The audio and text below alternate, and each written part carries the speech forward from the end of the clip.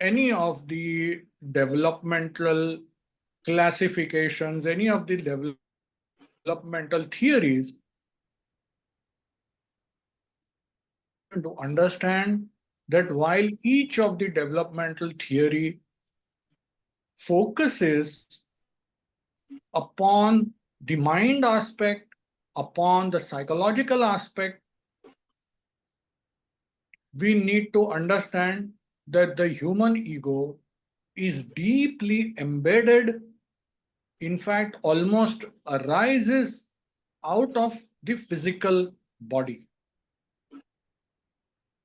Please understand this statement very, very clearly. The presence of the physical body, an intact physical body, and an intact development of your CNS is critical to the development of the human ego. If the human CNS doesn't mature enough, it is highly unlikely to have a healthy ego. I will elaborate this a little bit further. When we talk of, when we normally talk of the pediatric development in pediatrics, the pediatricians generally refer to the body, while the psychologists refer to the psyche or the mind or the human ego. It seems that the two development have nothing to do with each other, but that is not the truth. The development of the CNS, which involves maturation of the central nervous system, the myelination of the nerve cells, and eventually the appearance of intact skeletal muscle control, the development of the intellect, and the development of the speech and the language is very critical to the development of the human ego. If there is a failure at the physical level in any of these areas of development, the psychological development also suffers without fail. And this fact is a little difficult to comprehend for a lot of us, because when we read in our textbooks, we are focusing on one part of it. And as I take up Erikson's theory of psychosocial development, I will try and maybe see how this bodily development is very critical to the development of the psyche. So, starting from Freud calls the psychosexual development of the human being, of the human ego, while Erikson calls it a psychosocial theory of development or stages of development. Why each one is labeling this slightly differently.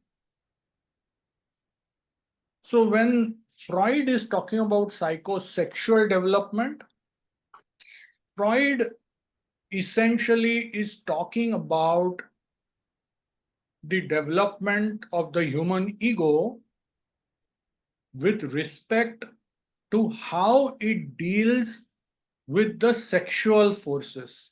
When we understand Freud, we need to understand what he means by sexuality. For Freud, the idea of sexuality is the broadest possible. It is everything that has got to do with desire, will, and pleasure, and satisfaction of the desire. In technical terms, Freud and the psychology refers to this as the libido or the libidinous urges. And at different stages of human development, there is a different urge, a different desire that needs to be satisfied for any further growth. Whereas Erikson talks about psychosocial, which means the development of the psyche depending on the societal standpoint of view, its relationship to at each stage of the human development, the psyche has to interact with the society. The society includes the mother, the caregivers, the family, the culture in which the child is born, and then the society and the world at large. So if we were to compare Freud to Erikson, one would say that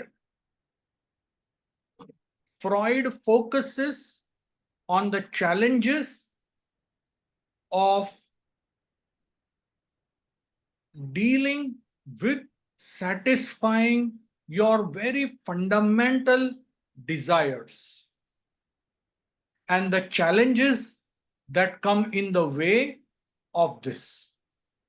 That means Freud focuses on the dynamic interplay of the internal forces within the human being. And as opposed to this, Erikson is talking about the challenges that the human psyche have to face when it is encountering the world outside. Essentially, the two of these viewpoints are not opposing each other, but they are complementing each other and completing each other.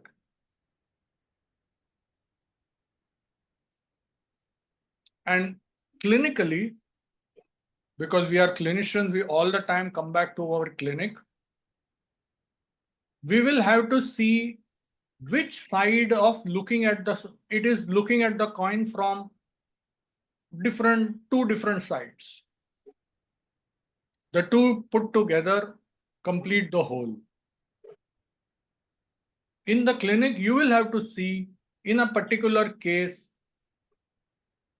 which viewpoint, either the Freud's way of looking at the development or Erikson's way of looking at the development, is going to be helpful for you and is going to be helpful for a particular case.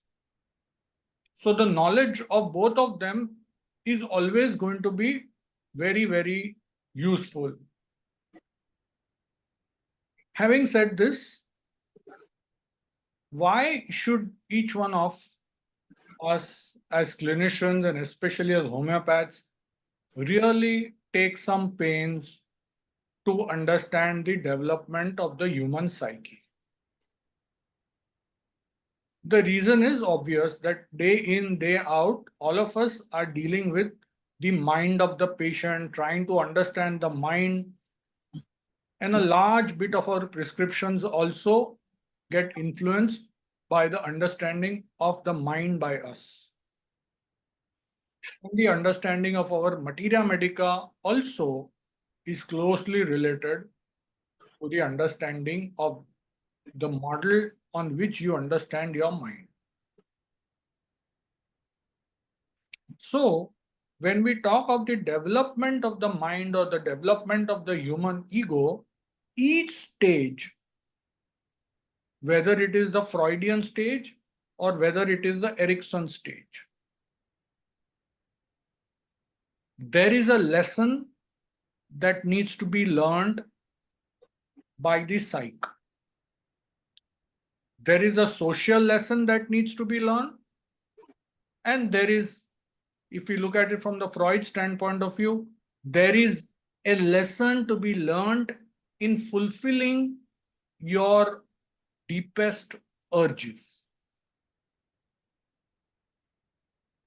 So, in the gamut of things, there is a lesson that needs to be learned,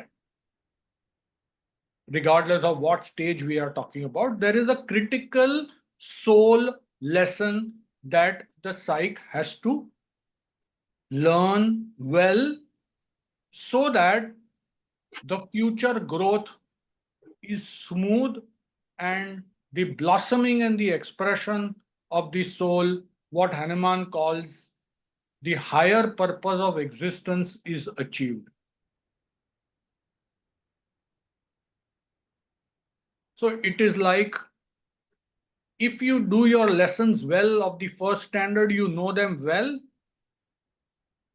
then you are better off in your fourth standard. But if you have messed up in your lessons of class 1 or your KG class, then the repercussions are obvious. Similarly, at each stage, there is a challenge, there is a lesson that needs to be learned. If we successfully learn that lesson, there are good consequences.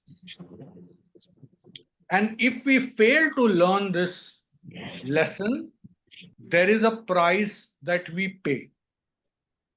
There is an immediate price that you will pay, and there is a long-term complications or long-term cost that you will pay if you are not able to succeed in learning the lesson.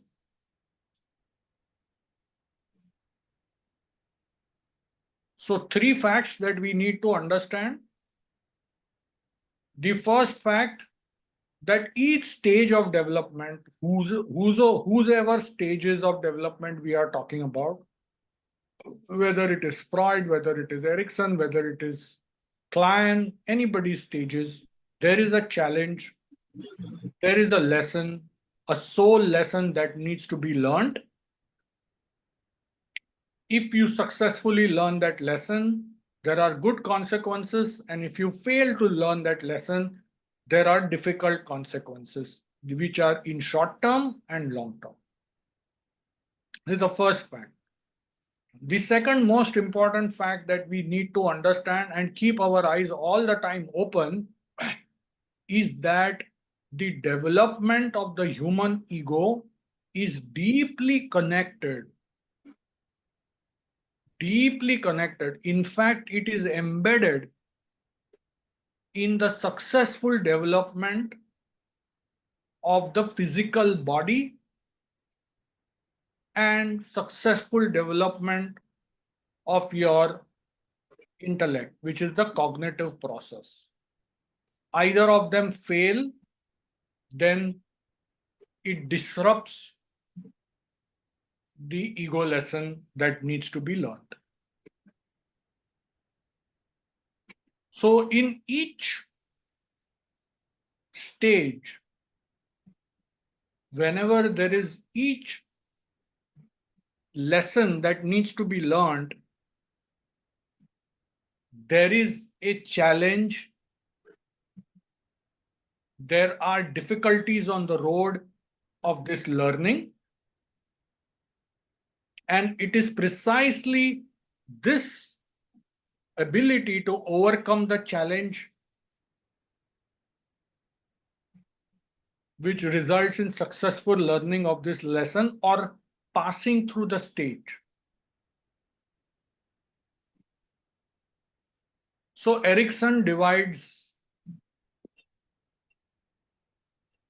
the psychosocial development into 7 stages, beginning from birth to the end of life. As opposed to this, Freud doesn't take you right to the end of life.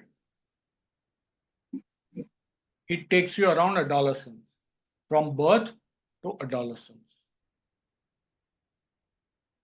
So, with this background, we will be doing the 7 stages of Erikson, 1 stage per session for the next 7 sessions. We will keep them on Wednesdays. This Wednesdays, there was some unforeseen problem, so we couldn't put it on Wednesday.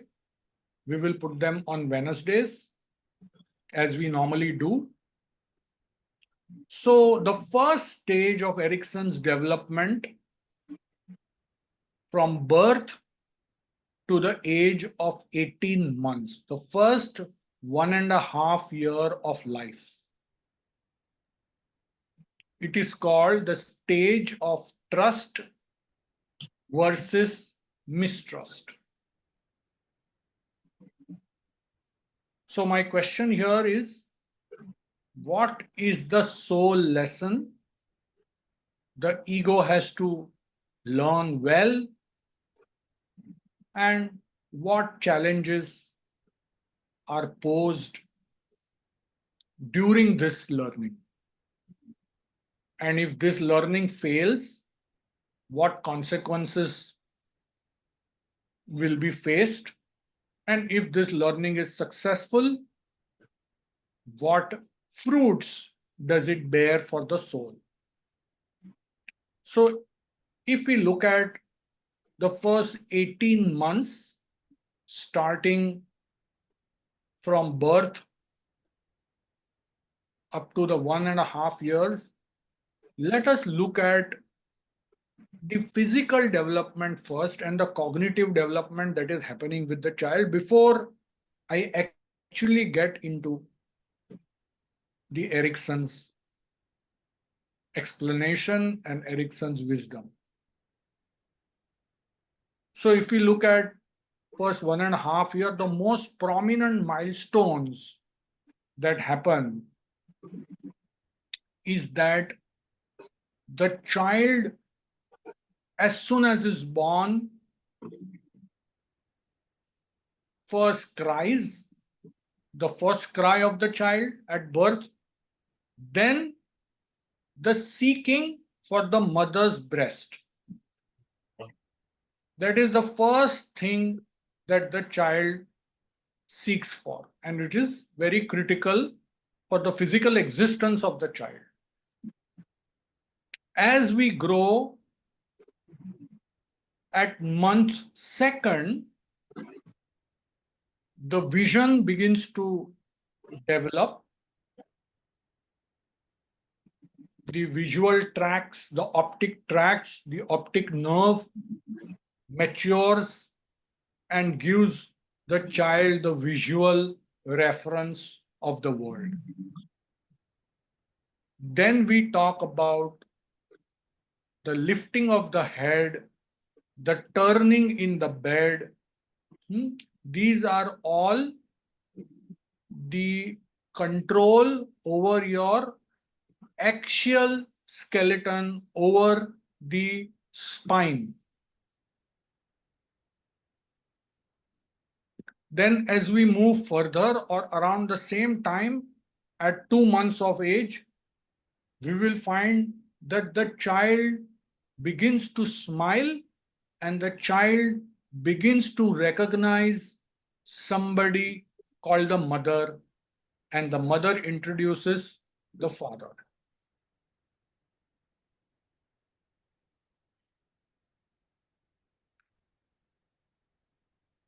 At the level of the cognition, And at the speech, we find the beginning of vocalization right at the beginning. And as we go further, we find that there is a meaningless babbling. The words just emerge. The child is just babbling without really understanding what is happening. It is a chaotic activity happening within the cerebrum, within the cerebral hemispheres, and deep into the brain tissue. And as this becomes more focused, as more pathways in the brain start developing, there is a meaningful speech that the child begins to develop. So he starts begin to say Papa, Mama, Baba, and he will look at you, look at the mother and say Mama, or call out to the mother. Also, as the skeleton is developing and maturing, we know that from the supine position, the child slowly begins to start sitting initially with support and then without support. Then as the CNS matures further, the musculoskeletal system gets into development. The child starts crawling, eventually standing by himself, and then walking by the age of 1 year or around 13 months, 12 to 14 months. And the speech is fairly beginning to develop after the age of 1 year. So here, now what happens at this psychosocial level? And what is this area of trust and mistrust? The first, yes, very important thing that I forgot to tell you is during this development, in the first 2 months, the passing of the urine and the stool is a very confused activity for the baby.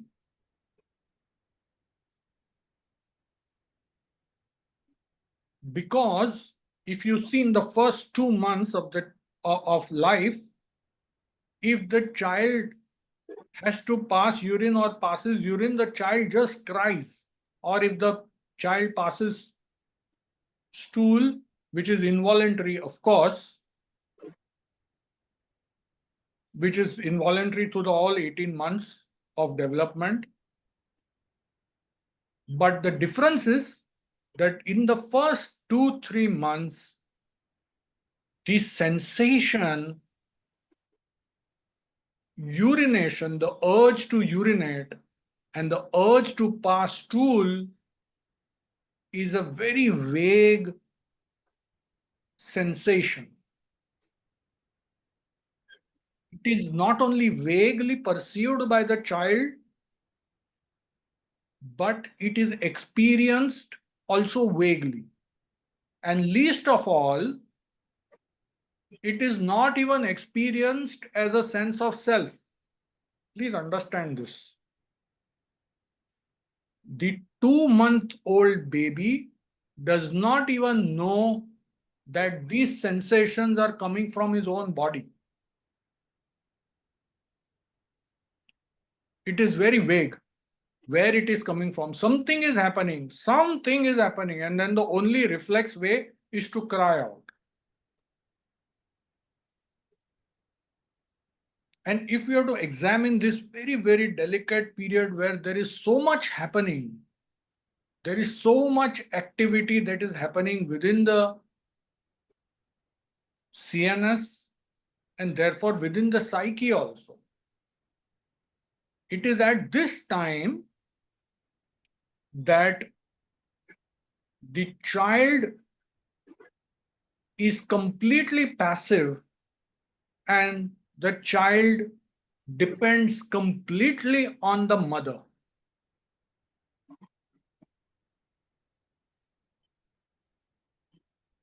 this is very critical for us to understand.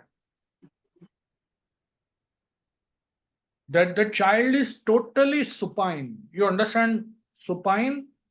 Symbolically, supine means the child is totally at your mercy, at the mercy of the mother and the mercy of the caregiver. Therefore, the child here is in the maximum state of receptivity. Whatever you feed the child physically, emotionally, without any barrier, the child is just taking it in. The child is just absorbing it. Exactly like this sensation of the urine and sensation of the stool. It is an impression that is happening on the child's mind. And everything is undefined. It's vague. It's unclear. It's not sharp. So at this stage, while the child is in complete receptivity and completely at the mercy of the environment and that of the mother, a lot may depend on the mother's response to the crying of the child.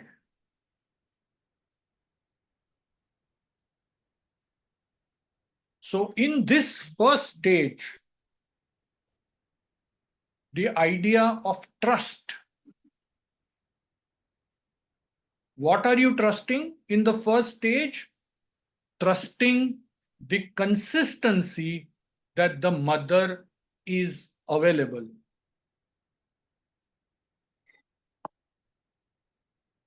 When I cry, the mother is available.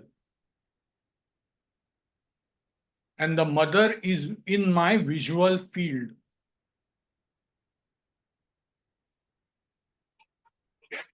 This is the first trust that this child has to achieve.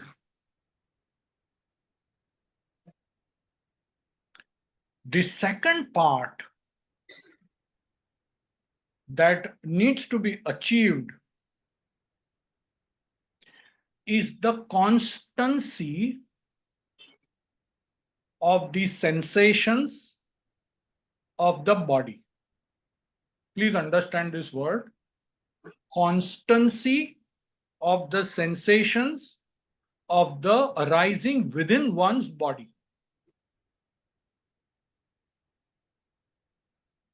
The sensation to urinate, especially the sensation to pass motion, and all other sensations in the body.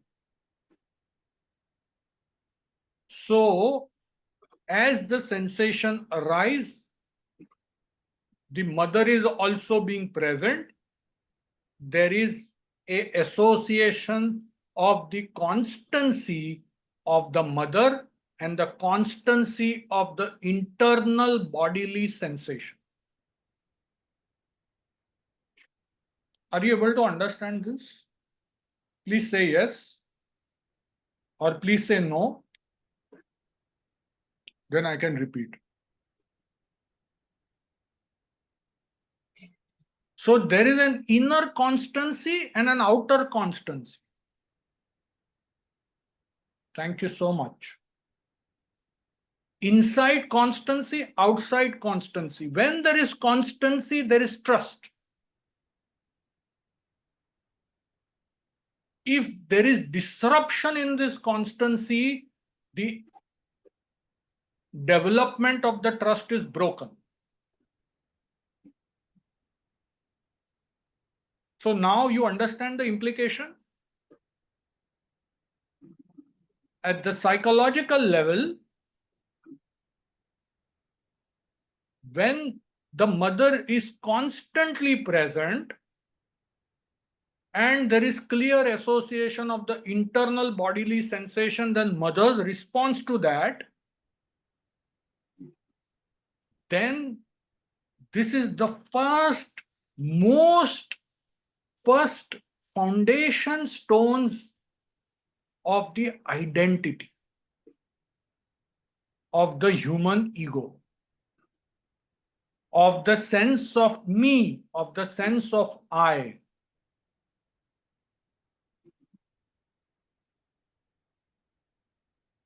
Is this understood? Little complicated. The very foundation stone of who I am is laid within this first 18 months of life. Yes, first 18 months of life.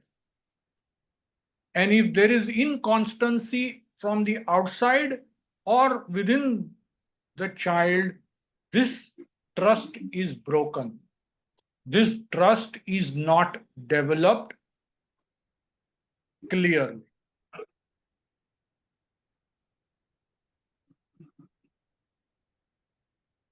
So, when can this happen? So, when we have successfully learned this lesson of constancy, it is a lesson of constancy. When there is constancy achieved, there is trust achieved. If the constancy is broken, there is mistrust. So, what is the constancy also about? As the child matures further, the child also lets the mother go out of his sight with the faith, with the trust that this woman will come back when I need.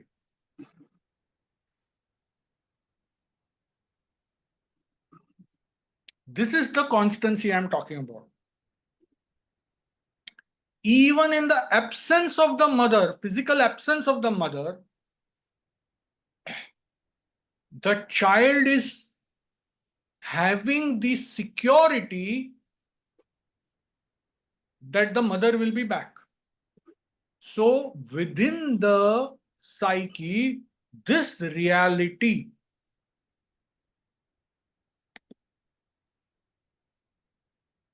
is embedded.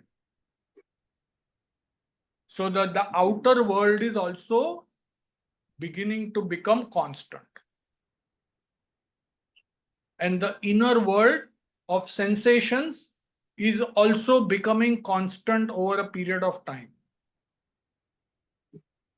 So once this lesson is clearly learned, there is a sense of security, there is a sense of safety that comes in this child. And most importantly, it produces a sense of relaxation. Relaxation of the muscles, relaxation of the bowels. There is a sense of ease.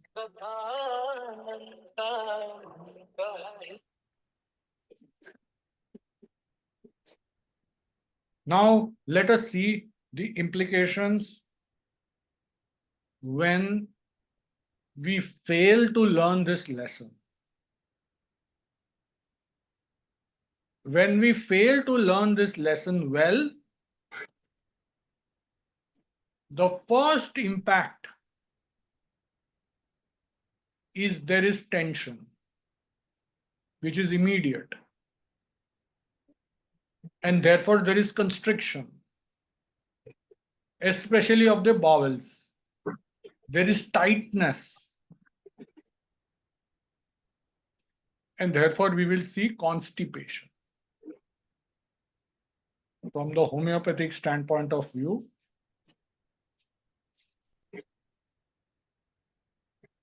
the other very important, deeper impact on this is the first foundation of the sense of I is not achieved. Sense of who I am is very hazy.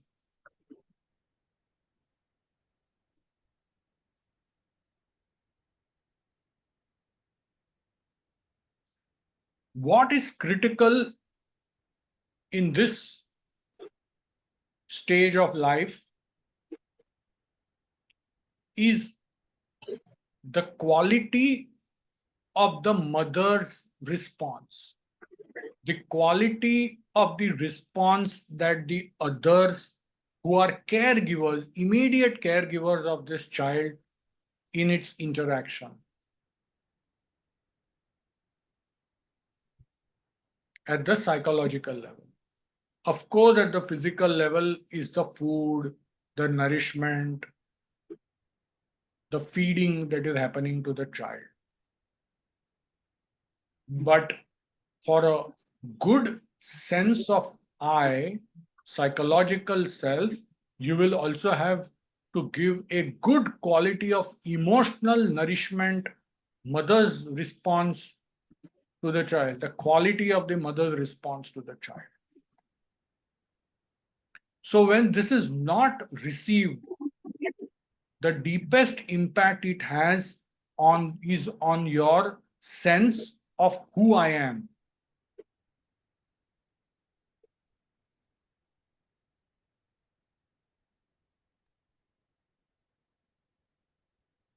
And you can imagine when this fundamental sense of I is disturbed, what consequences it can have on us. So, having said this, we need to remember that our learning about these stages, whether it is Erikson or whether it is Freud, is actually happening in the reverse direction. Means what? We are given the stages of development, we are given in our books what are the challenges, like what I am telling you right now, and what are the consequences if we fail to overcome these challenges. But in reality, when these stages were actually understood, they all were starting from the patients, and then through experience of these psychologists, they were able to deduce that this is the problem. We have to understand this. So in our clinic also, the phenomena is going to be the other way around. You will have the patient in front of you. From the patient's expressions, you will have to come back and deduce that there is a possibility that this person is stuck or affected in the stage 1, that you need to understand the expressions of each stage clinically quite well. And for a homeopath, what are the other implications? For the psychologist, the implications are different. And for a homeopath, the first importance of learning this is that if, for example, I find a patient who has this very unsure, unstable sense of I am going to, in the case taking, go back and inquire his upbringing in the early years after birth, between age of birth to the age of 18 months. What mess has happened in this particular time? So for a homeopath's understanding, what are the symptoms seen in our patient?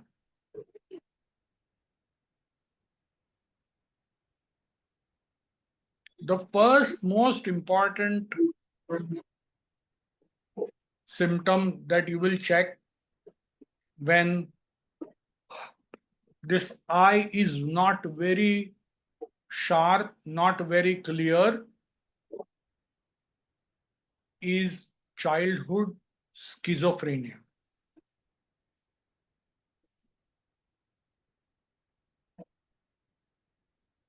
Very deep pathologies, deep psychopathologies when somebody is stuck, badly stuck in this phase. You will also find symptoms like errors of personal identity, and there is a lack of clarity of one's own boundaries. Why boundaries? Because he is not even clear, he or she is not clear about who I am. It is also vaguely remaining in his sense of me. Only when there is vagueness about who I am, my boundary with you is also unsure.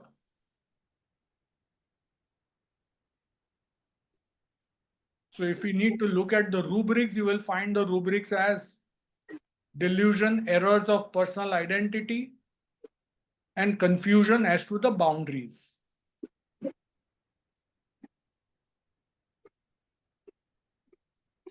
Also, you will find that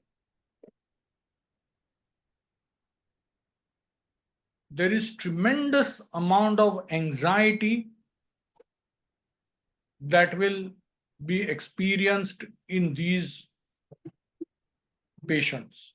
The experience of this anxiety is unlike the experience of a Kali or something of that kind, where there is a sense of danger or something like that. Here, it is as if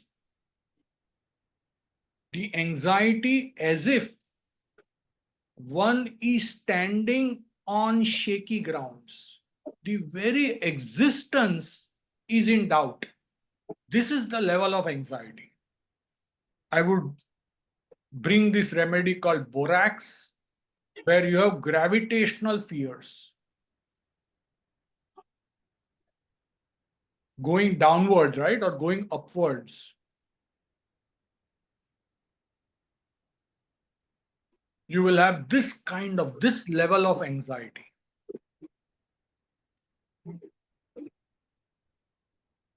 Many anxieties which are at symbolic level.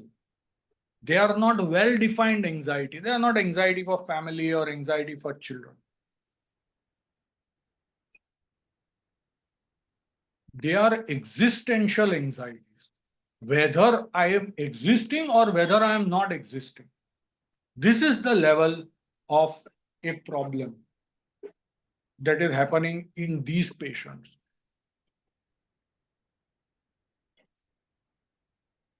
So the anxiety fear level is way too high and way too vague also. Therefore, this is not going to be an easy situation clinically also to identify. Also to understand these remedies which have this kind of a problem at this basic level is not very easy. Because vagueness is going to be the first and foremost symptom. Vagueness, anxiety, confusion. Ekdam ye situation kind of is there in this case. And as I told you, and I will repeat again, you can try and find out the group of remedies that have this kind of, which are stuck in this first stage of trust versus mistrust. That homework you will have to do for yourself. More importantly is how we use this wisdom in understanding and going deeper in our case taking. So this is stage 1 of Erikson psychosocial development. Trust versus mistrust. The lesson to be learned is the idea of constancy. Constancy of self and constancy of the outside world. This is the first foundational stone, foundational lesson that one will have to learn to give a stable and a secured sense of who I am.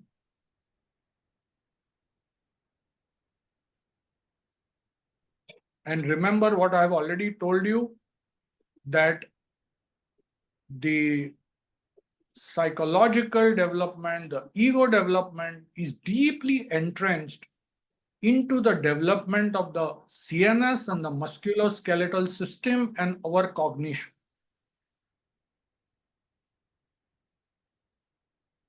So this is what I had to share for today. If we'll give 2 minutes to take up some questions if anybody has got, and we can then depart and come back when we do stage 2 next week. Yes. So you can either unmute your mics and ask a question, or maybe you want to type in the chat box. I'll wait for 2 minutes. If anybody has questions, please feel free to ask.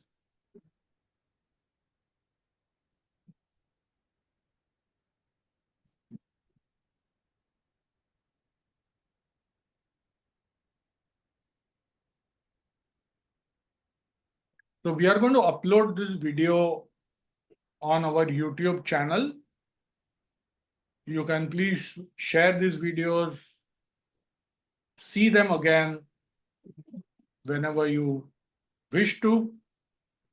So see you back again next week, and we will discuss stage 2 at that point of time of Erikson's psychosocial development. So take care and goodbye, and see you all next time. Okay. During 18 months age, if any time we get a shock, what will occur? So now, Dr. Memon, the idea is what is going to be the kind of shock? Not every kind of shock may disrupt this. The shock has to disrupt the relationship between the mother and the child. If that is not disturbed, then there can be other implications, but certainly not hitting down to disrupting this sense of constancy. So one will have to look into what kind of shock it is and what impact it had on the child, or what you see at an adult age when the child has come to you, when that person has come to you. So we will have to really explore into what happened in that shock. Not every shock is going to disrupt this relationship. So I hope that clarifies your doubt. Any other question?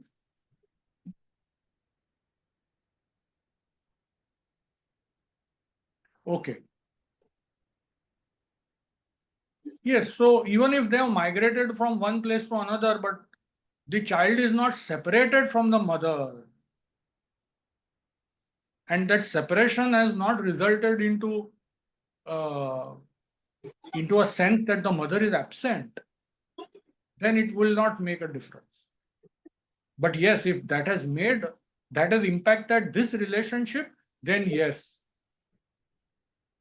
Father is always absent, madam. We fathers are unfortunate figures. It is only, the mother's choice. The mother wants to introduce the father, so father exists ho raha hai. Otherwise, father doesn't exist at this time of life. Okay. Yeah, father is always absent initially. Comes much later. It is by the choice of the mother and the mother's introduction of the father and the mother's trusting the father with the child. that will matter the relationship and the role of father in the whole dynamics. Many times mothers only don't trust their, husbands. Arey, tu theek nahi, you will not be able to handle this child properly. You stay away. I will handle. You come across such patients, right? Then it's a problem. Okay. Okay. Any other thoughts? Desire is very primitive. Very, very primitive. Will is what you consciously intention. One is desire, second is intention. Will is intention. You may have the desire to the Himalaya, but do you have the intention to do it? And when an intention is built, it takes into consideration the resources which are outside and inside and the consequences of fulfilling this desire. That is the difference. I may have the will to eat an ice cream, desire to eat an ice cream, but I do not have any intention to have one. Because if I have one, I know what consequences I will face. Okay, does that clarify?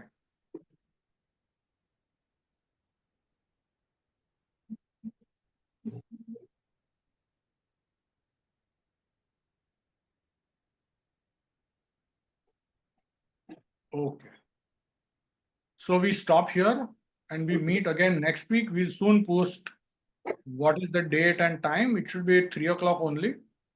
But please wait for our post. You can join our channel also on WhatsApp. Okay, bye-bye. Take care.